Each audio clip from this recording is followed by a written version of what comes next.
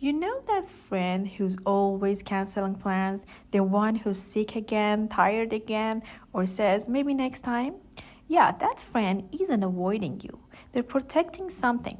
If you're one of those who get more excited about staying home in comfy clothes on a Friday night than going out, welcome. You're gonna see yourself here. And today we're diving into the psychology of people who love staying home. The ones society calls boring, but science has a completely different name for them. The thing is, extroverts recharge by being around people. Their energy comes from noise, hustle, and bustle, but introverts and those who prefer solitude recharge in silence. Every social interaction, even if it's enjoyable, slowly drains their battery, and home is the only charger that works for them.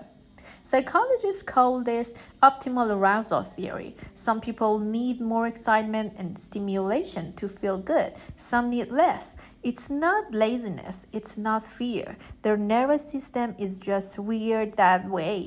But it's not just introversion. Some people love staying home because the home environment gives them a sense of control they can't find anywhere else out there. The world is unpredictable, noisy, stranger, last minute changes, and jibber jabber. Talking to people who don't care about your answers.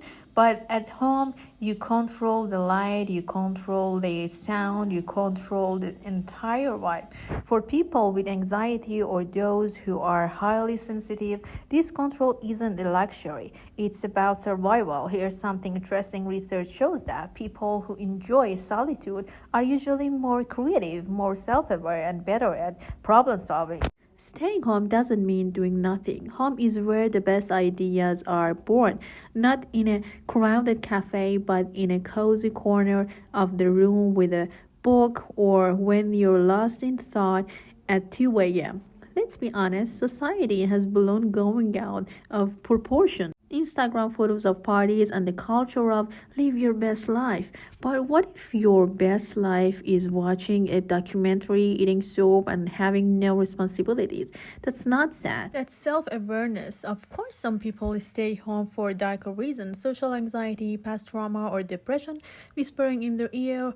What's the point? For them, home becomes both a refuge and a prison. So it's important to know if you're staying home because it gives you energy or because going out feels too heavy, because the first is comfort and the second is hiding. But those who truly love staying home aren't missing out on anything. They're just living differently. They enjoy the small things, making morning tea, lounging in their usual spot on their couch, the light that shines into the room, those things that most people casually overlook.